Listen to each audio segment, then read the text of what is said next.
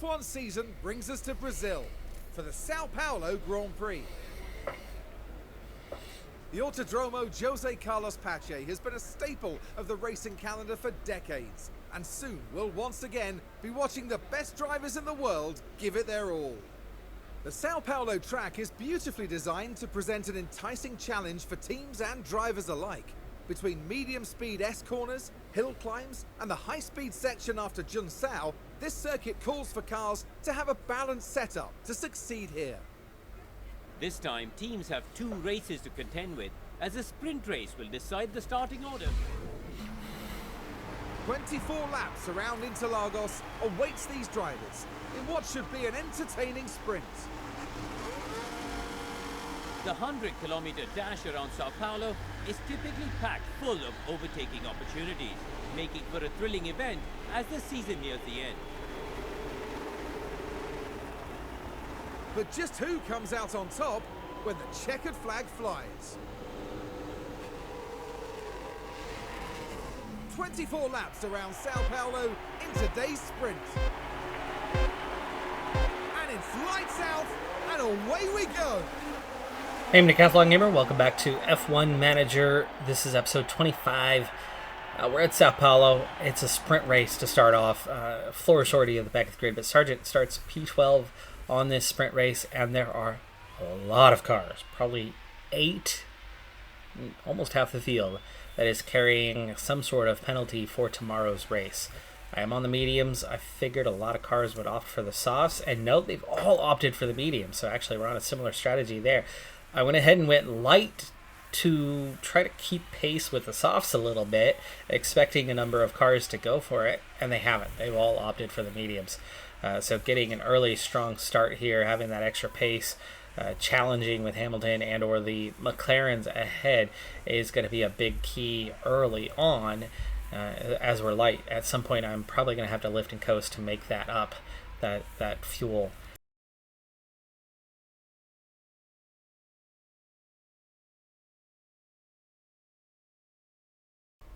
Alright, we're out of the red by lap 5, cooling off. And the fuel is recovering, is it? Or 1.7. It is for Flourish, 1.6. Okay, it is recovering naturally, but not at a pace that's going to cover us. We are going to have to lift and coast here at some point. Still all over the back of Hamilton, but not losing Joe or Magnussen or Hulkenberg or anyone for that matter. Albon and Flourish are the only ones who are off the back. Russell is 6 seconds behind the front 6. Red Bulls, Ferraris, Aston Martin's clear advantage. We end up with a 3-car swap. Gasly going forward, Hamilton going backwards. And we lost ground to these guys. We've picked up a couple tenths, but that's it. Let's go ahead and go a little aggressive, try to make up that ground. Away from Hamilton just a little bit. Who's pulling away from Joe just a little bit. All over the back of Piastri. Can we squeeze by? Lap 17. We have to lift and coast here. Let's go standard. We're recovering gradually, but we are keeping close. Wow, the fuel recovery is happening way slower than expected. It was happening organically almost as fast as it's been happening attempting to lift and coast. Flourish is just about to get right again. She started on neutral fuel, and just from the 2 laps of push at the start of the race, well, 2.5 laps of push at the start of the race, she's only just now getting back towards it. But Sargent, even with a lifted coast, is barely making progress. 0.3, 3 laps to go. Flourish is good on fuel now. She is last place, but only 3 seconds behind Albon, but the 2 of them are way behind. And also drifting back just a little bit. Time to push. We'll have a look. Gearbox wear. Oh, great. I went for some weaker components this week, thinking this was not going to be our track, not going to be our race. Sprint race is really harsh on the components. On board with Sargent as we go into this final lap. Let's go ahead and go attack. Fuel's good. Fuel is good. Nothing to deploy with until the very, very end of the lap, but we are 8/10 behind Piastri. Not sure we're going to be challenging him on this lap. Tail end of the lap. Oh, somebody just ran off, and we move up a spot. Two cars. Ocon and Gasly. It's two cars. It's Ocon and Gasly. Teammates Alpine have taken each other out here on the final lap. Boy, that looks like I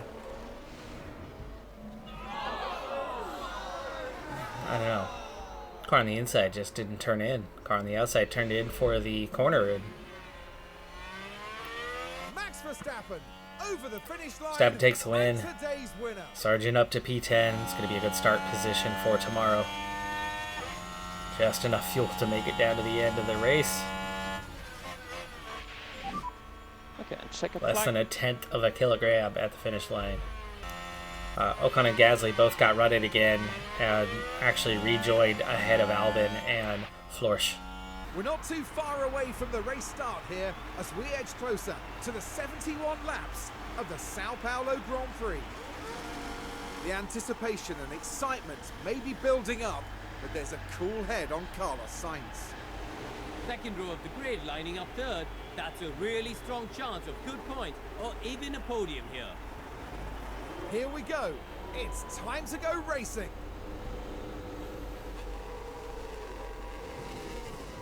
Who will win? Only time will tell. Here at the Sao Paulo Grand Prix. And it's lights out and away Confirmation of 8 cars with penalties, and Sargent starts from P5.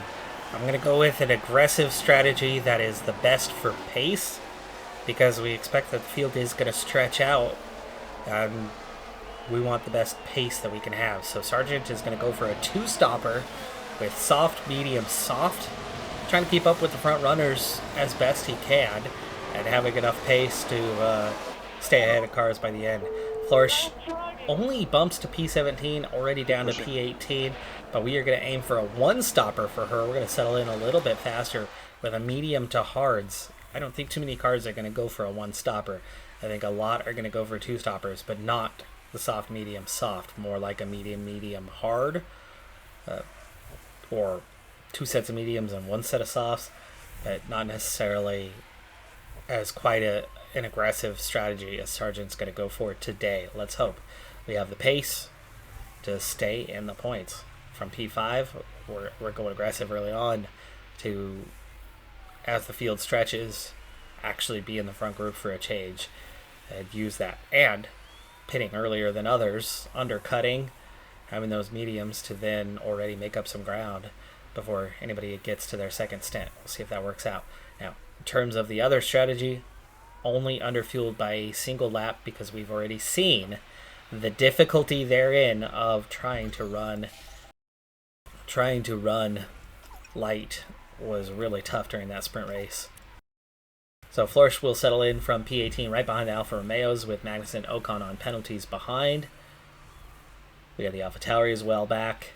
We're ahead of both Haas cars. We're ahead of both Aston Martins, both Mercedes right now. We're ahead of even Max Verstappen at the moment, who qualified first, won the sprint race, but was carrying a penalty with brand new components here. If we can keep up with Norris, though, that is a huge, huge opportunity for us here early on to stretch the field. We want to see gaps open up. So far, Hulkenberg, Zhou with gaps opening, Stroll on the edge of opening. We're a second ahead of Verstappen, which is shocking. We're on different compounds. We're the only ones on the softs. Only car on the softs.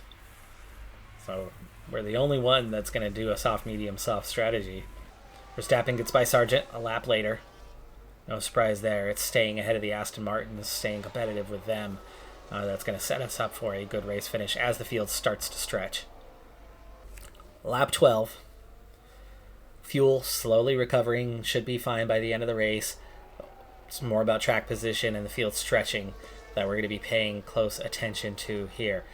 We were well within a second just a moment ago on Stroll, but about a couple of bad corners, and he's pulled away from us, and it's allowed Alonso to get by, and we dropped to P8 as we continue to trend backwards. But the big key for us is we're hoping for a P8 today. That would be the ultimate dream. But Alonso quickly pulls away. We just don't have the pace now on the softs to keep up. We're going to be pitting sooner rather than later, and we are definitely trending backwards. Can we at least maintain a gap to Piastri, who is 3.3? That's going to be the big goal now, as the quicker teams, the quicker drivers, have gotten around us and eventually pulled away.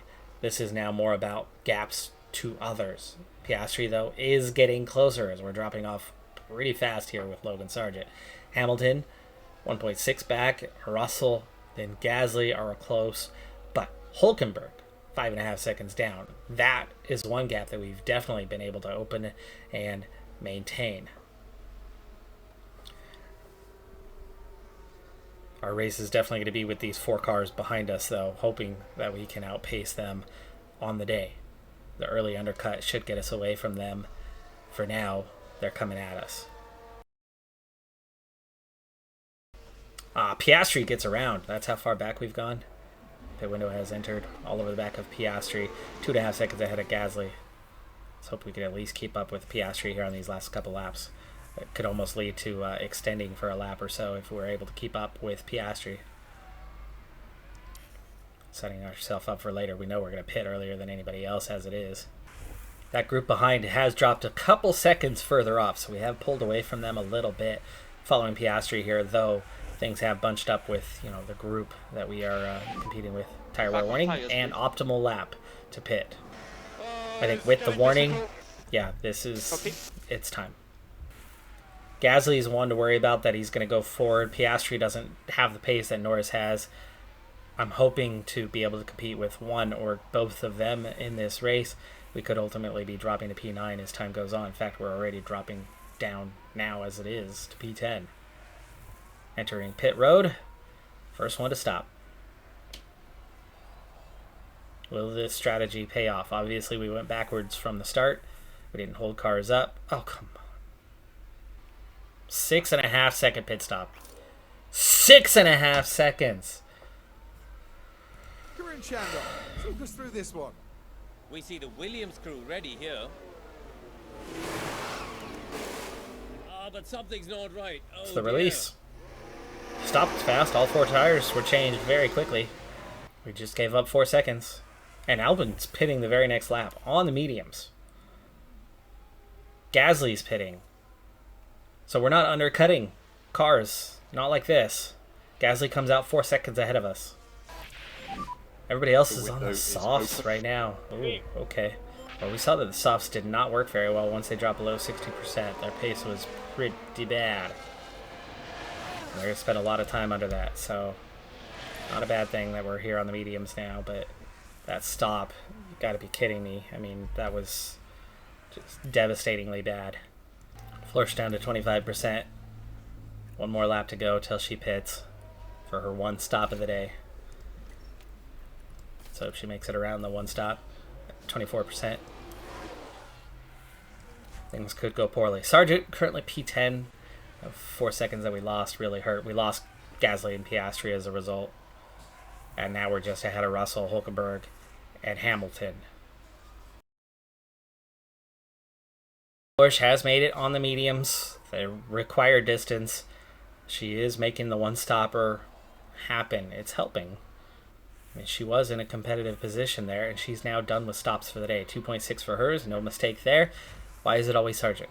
Why is every mistake that the team makes for Sargent?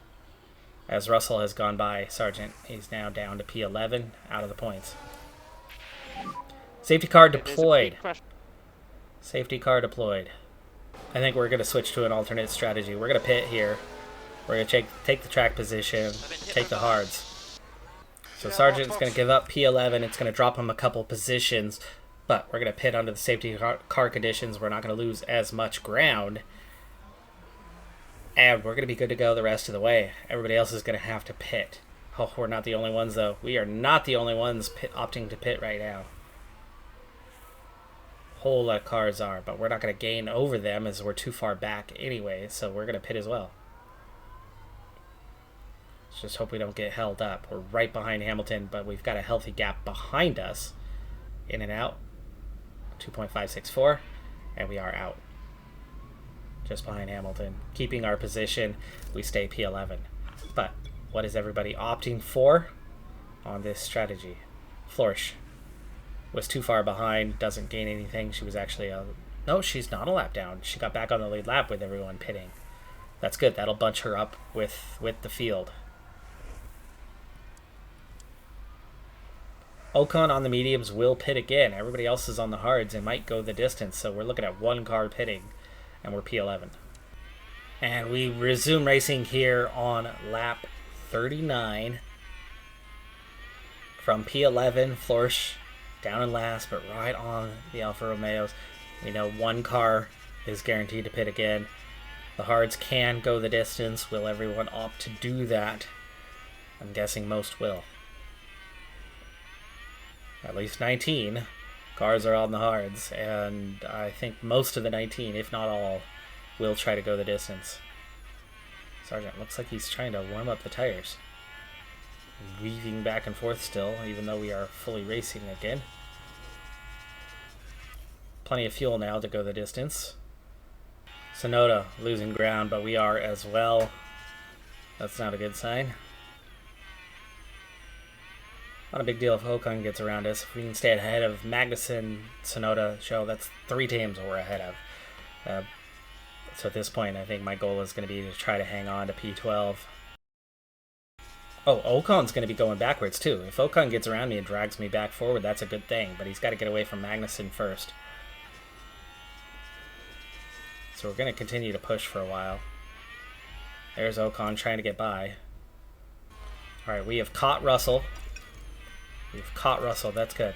We've helped secure our position. We pulled away from Ocon a little bit, Magnussen a little bit. Sonoda's 3.5 seconds back, so we are comfortably getting away from those guys. Red flag, and it's happened right ahead of Sargent. Sargent sideways. Right, that's Sargent we're on board with. Runs wide. What's that? Like, that's not doing anything. It's ahead of him. No, that's Flourish. What the heck? I don't know what happened, folks. That was not it. Oh boy. Mediums. We ran 32 laps for Flourish. We have less than that left. Let's run mediums. No damage, apparently. No idea what happened. No one's showing any damage. We saw Flourish run wide, and then we just saw cars stop. A sense of deja vu here as the drivers once again face the countdown. No replay. No idea. It's lights out, and away we go. But we are still in P11. Oh, and of course it doesn't. Some cars are on softs, which are not going to go this far. They are not going to go this far. They're going to have to pit again. Folks, this could have worked out in our favor, potentially. We know the mediums can go this far, but I don't think the softs are going to go that far, or they're going to have a real problem. We saw at the end of our first stint with Sargent how weak he was towards the end of that and how quickly he was going backwards. Flourish overtakes Hamilton. Hamilton's down to the back of the grid.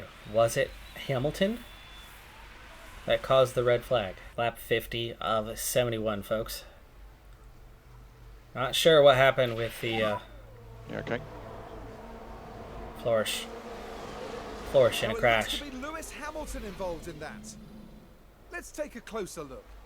Now this was at turn Hamilton 1, pushing a bit dives up the inside late the car's coming under the braking right zone. there. He dives in. He was not up alongside her on the straight. Not sure who's at fault there. Who are they going to blame? As he was not significantly alongside. But Flourish, of course, gets the penalty. So Flourish, Hamilton to the back. Albon already fallen off the back. Flourish's tires are okay after that. In fact, let's just conserve. Save it for another day. Hamilton has retired the car. Hamilton has retired the car. You know what? Let's serve the penalty. Flourish is going to serve the penalty.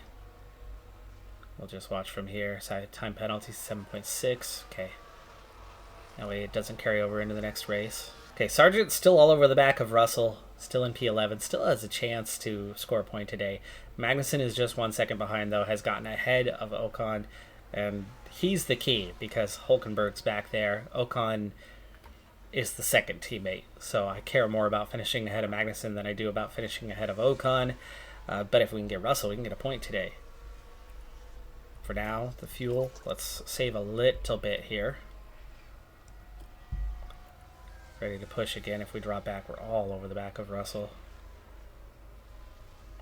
Overheating a little bit. Okay, hold on. We were challenging Russell there.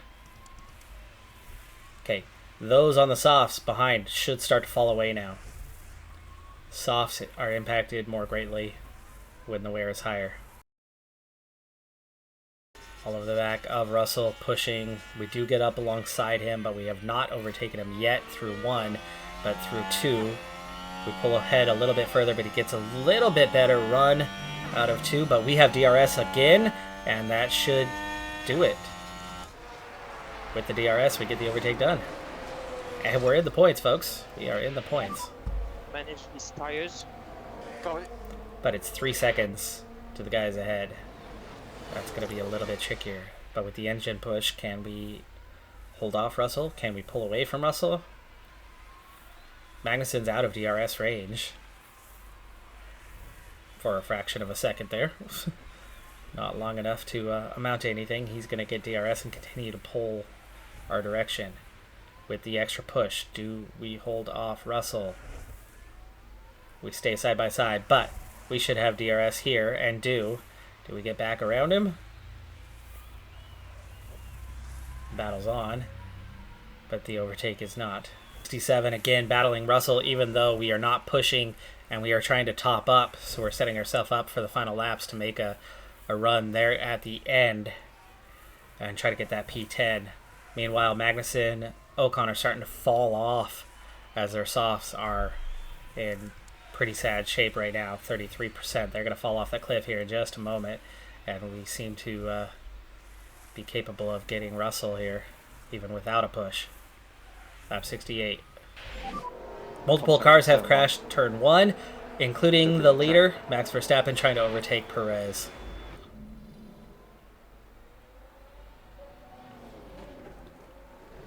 Verstappen on the inside, collects Perez.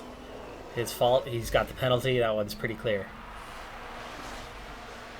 It's going to drop him back a few positions, but not to us, unless one of them ends up hitting. It's really better to overtake in the second place, not the first. So we're not going to push yet. We're all over the back of them though, aren't we? Side by side. And we get the DRS. This is where you want to overtake and drive away. We're ahead of Russell. We're in the points. Can we make it 2 in a row? It's a big if right now. Ocon, Magnussen are falling away though. Last lap. Verstappen has overtaken Perez. Oh, they're side by side. They're still battling it out. But he's got that 5-second penalty that's going to knock him down a position or 2. He will not win the race today. But we are pulling away from Russell. Pulling away from Russell, but not by a full second. He's going to have DRS. He's going to close up on us, and it's the final lap.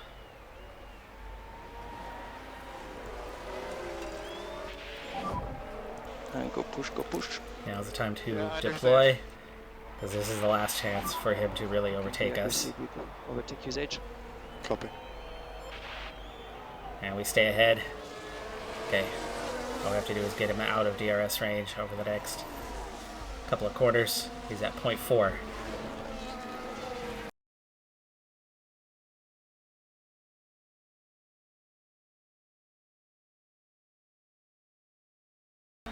P10, folks.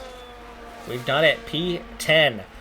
2 races in a row. That's 2 points with just a couple races to go. We're also just 1 point behind AlphaTauri now, and they don't look likely to be scoring points anytime soon. We have made a lot of progress. We are done with upgrades for the car, though, so we have no new upgrades coming to the car for the remainder of the season. But we have a car capable of scoring 1 point a race kind of thing. And we had weak components on the car and came away with a point. We're going to be able to push a little bit harder on the next couple. Let's hope we can get that. Tough place. Do we want P8 or not? Oscar Piastri scored 2 points today. He only had 1 previously, so he actually moves up. We jump Hulkenberg, but Piastri jumps us. Sonoda is now just 1 point ahead, the AlphaTauri that has scored all of their points. I don't know if Logan Sargent would jump Sonoda if he gets that 1 more point or not. He would not jump Piastri because he's got a P9 under his belt. 1 more point wouldn't do that. But in that Constructors, right down to the wire, 2 points. 8th place on the line. I don't know if I want it or not because I don't know how it's going to impact things for next season.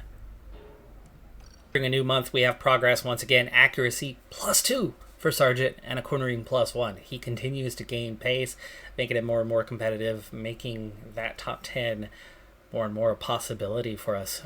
Good opportunities to score points. We might achieve our long-term goal in the coming season.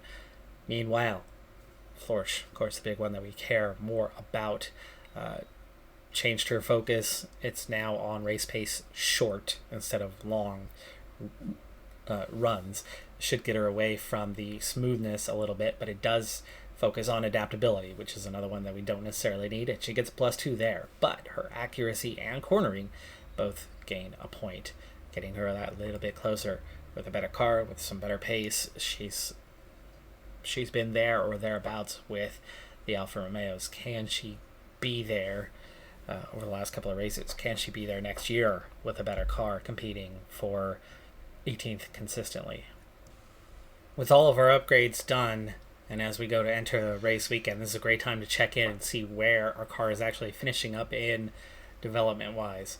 Top speed, we are 13th. Acceleration, down near the bottom at 17th, so speed is not necessarily our best friend right now. DRS effectiveness, though, is good. It's 6th, helps us keep up with some cars. Cornering, 10th, 13th, and 8th is right about average as a car. Dirty air tolerance at 8th, along with the DRS effectiveness, helps you stay a little bit closer. Brake cooling at 14th. Engine cooling is last, and total extra weight is at 6th now. I've done a fair amount of research projects, and I'm doing a fair bit more, and I will be able to squeeze in more before January. And of course, my February development before the season starts tends to outpace others. We're up to 20 million as we enter November, so we're going to have the money to continually make those upgrades during the off season. I would hope that we should have a better car, but finishing the year with not a great car but just a competitive one could and should help put us in a better position to not have unrealistic expectations from the board. Welcome to the Silver State of Nevada for the Las Vegas Grand Prix. Here we are in the entertainment capital of the world as Formula One prepares to take over the Las Vegas Strip. As night falls, the stars will be coming out, and we're in for a spectacular show both on and off the track. Formula One's highest speed street circuit promises incredible action up and down the Las Vegas Strip. Racing at night means track temperatures will be lower, so data from free practice 2 could be crucial to managing both qualifying and the Grand Prix. It's not looking like a great circuit for us. We haven't qualified particularly well, though. Florsch is 17th, not 20th. But that wasn't about qualifying, that's about penalties. A lot of teams still taking penalties. We are saving a ton of money. I think we're saving upwards of 14 to 20 plus million by taking fewer penalties this season, and that money has gone back into the car. But I do think other teams have brought upgrades late in the season. I don't think we were this low. I really don't think we were this low comparatively. So our couple races in a row of 10th place doesn't seem like this is going to be the track to get that back. We are going to go for a one-stopper with a medium hard. Sargent starts from 14th. Here's where the state of the cars are at. These are the best components available to both of them with just 2 races to go. For Florsch, engine's already down to 46%. We're going to squeeze out last 2 races on a pretty weary engine. ERS at 53. Gearbox is okay for the last 2 races. We've only taken a couple penalties all season. We're on the original 3 engines. They've made it the whole year. We've taken 1 ERS penalty all season, and we've taken 1 gearbox penalty. That's it. So only 3.5 million spent on powertrain components for Florsch this year. Sargent, we've taken 1 engine penalty. You can see where we're at on those 2. We've taken 1 ERS penalty, and we're actually a little bit better off on those. Or no, 2 ERS penalties and 1 gearbox penalty all season is all minimal cost. We've spent about 11 to 12 million combined for the cars, and that's way less than others. Like I said, we could be 15 to 20 million less than what everybody else has spent on it. We also got a good car setup this time. I'm only under fueling by 1 lap, but let's go racing. I'm not sure we're going to be competing for points today, but I do think we should hopefully comfortably be ahead of some cars. I mean, we've got a decent enough 63s to 75% here. It's better than what I've had the last 2 races, and we managed to get a point in each of those. The city of Las Vegas is abuzz with excitement as our race draws ever closer.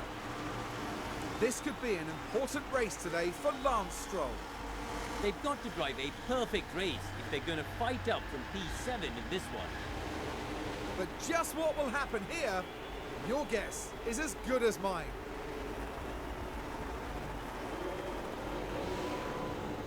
The atmosphere is electric here for the Las Vegas Grand Prix.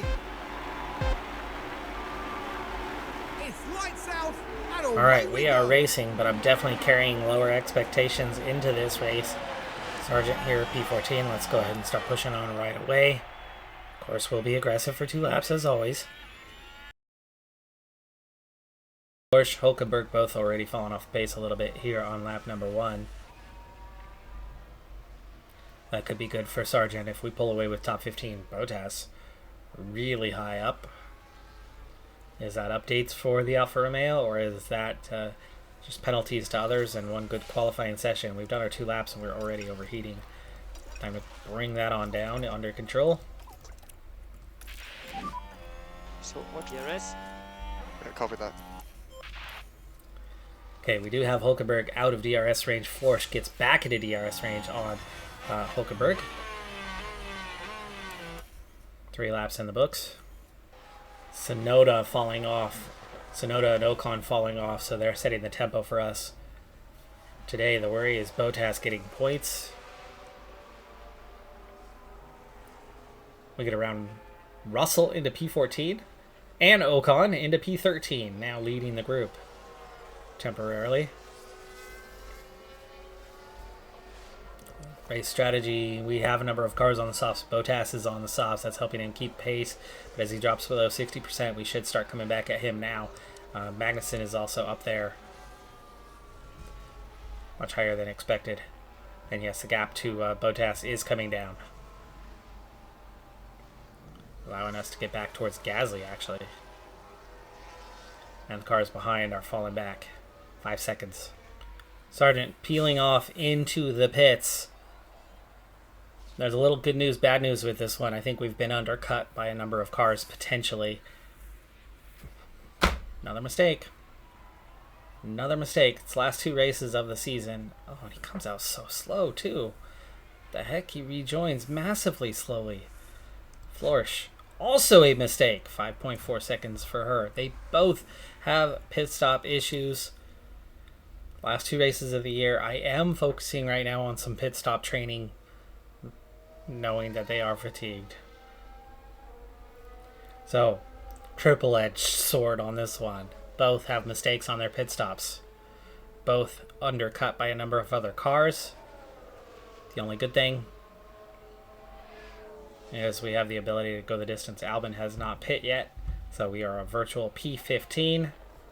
We are going to be good to go. Others, triple-edged sword is fuel, recovering very, very slow. We might have to lift and coast, even though we underfueled by only a single lap.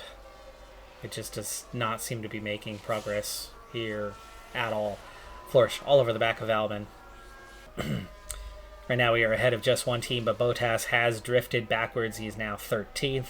He's going to be the target. If we can overtake Bottas before the end of this race, we'll be ahead of 2 teams for the day and have an acceptable race. If we can get Magnussen, that would be 3. If Ocon could get Bottas, though, that'll set us up for a late run. We did pit, and Ocon has gotten around Bottas now, lap 34. But we are 6 seconds behind. Bottas already at 58%, so we've got a good 10% advantage tire wear as he's battling back with Ocon. We need Ocon to kind of pull away from him a little bit if we're going to catch Bottas. But a 10% advantage could make the difference. We're down to 5 seconds. Fuel, though? Fuel's a problem. Got to conserve. Let's do it now while it's safe. Multiple cars have crashed. No sign of a yellow, though. 2 AlphaTauris. Very little in that. Both able to keep going right away. Just a light collision. But they both pit. Or Tsunoda does, anyway. Zhou carrying the penalty. Ocon should be much faster. 0.6 on the fuel. 1.1 for Flourish.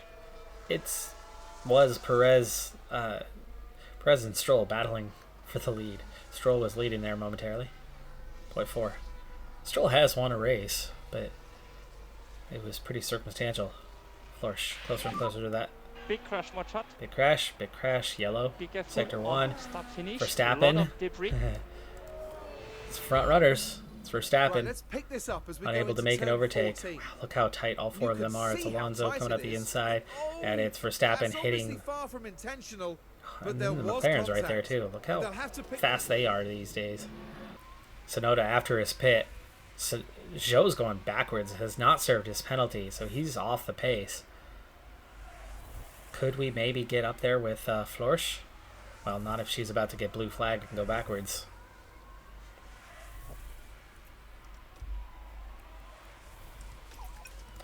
Positive delta for Sargent, but 4 seconds behind. Bottas keeps getting the benefit of an Ocon train. Stupid DRS. If Bottas doesn't get DRS on Ocon, we would have passed him by now. Bottas going around Ocon. Overtaking is going to be difficult because there's 2 of them. 1.6. We're not getting closer. We don't have battery. We don't have fuel to push. And we pass the start-finish line. Final lap. 1.3 seconds down. No DRS this time. We have 1 DRS sector. We've got to get up there. 1.4. It's our only chance. Bottas around Ocon, which means I have to overtake both of them. Starting to overheat. 1.2. Alonso has won ahead of Verstappen, Perez, Norris, Stroll. Wow, they have swapped places, haven't they? So go in lap. That was our straight, folks. We did not get DRS. We have nothing left to push with. The like everywhere. Deploy the little bit we have. Ocon back around Bottas, but we're going to finish a second and a half back. Flourish, only car to finish a lap down. DRS is currently disabled. Battery's empty. Copy that. We get to right at 1 second, but it's too late.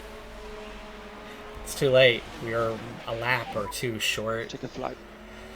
We are a mistake and a pit stop short of finishing P13. It's nice to see somebody else win. I'm not an Alonso fan personally, but he gets his first win of the year, just his 6th podium. Stroll has won 1 race this year as well. Sainz has 2 wins, 5 for Leclerc, 2nd in the championship. Perez, 2 wins, 11 for Verstappen, including 4 sprint wins. No one else has managed to get a win outside of those big 3. We have 1 race left this season. We are 1 point behind AlphaTauri. I'm still not really sure whether I want to get that or not because our goal is 7th. We're still not going to get it. They're still going to be unhappy about the year's objective. Either way, now you get more cash prize if we finish a spot higher, so sure there's that. But you get more win total if you're 9th. Maybe you have less expectation from the board if we're 9th. That's the maybe that I'm kind of banking on, going, I'm okay if we don't get points in this last race of the season at Abu Dhabi. Both drivers, though, have progressed now from a 59 and 79 to a 60 and 80, respectively. So Flourish finally breaks out of the 50s and into the 60s. Still a very, very low rating compared to other drivers. Progressing slower than I expected she would coming into an F1 seat. She has not gained any ground on Sargent at all. In fact, smoothness is where she's picking up the bulk of her points. He's added more pace than she's managed to add in this time. That hurts a little bit. The long-term goal of turning her into a champion is a complicated one. For now, though, we hang on to our job. For now, though, we make the car better and better. We get closer to the grid. We've definitely saved some money. We've got 24 million heading into the off season. Lots of upgrades to come. We've got research projects that have already completed, a number of them. We have 4 active right now, another one finishing tomorrow, and we'll go right into another. I still have some time. We're into our last window here, but I'm focused entirely on next year's car at this point. We've done enough to keep our job for the year, I think. We'll see what next year looks like. I hope they don't push for anything higher than a 7th place. I really hope they don't, because next season I think we can finish a bit higher. I think we have progressed the car to a stage. I think we've progressed one of our drivers to a stage that they're more competitive. I think Flourish is more regularly going to compete at the back end of the grid and not be so far off the back. So next year it's going to be questionable whether I want to save as much money without the engine components as I did this year, or whether I want to at times have it be more competitive, at times not worry about it. I think it might be a combination in the coming season, but we are well set. Our red dot is because they have expiring contracts, but they already have contracts signed for next year. It's a little bit of a bug that it doesn't recognize. Once you get in there, it goes away. Once they go, oh, right, new contract. Okay, yeah, that's fine. And then they don't worry about it. That is going to do it for this episode, though. We've got just that one race left, and then the off season to navigate. Looking forward to make that happen quickly. Excited to see where we're going to be at for next season, and are we actually progressing. Last year to this year, we progressed the pit crew. From last year to this year, we have progressed the car. Can we keep the upward trend going? I'm Decathlon Gamer. Like, comment, subscribe, and I'll see you next time. Have a good one. Be safe out there. Bye for now.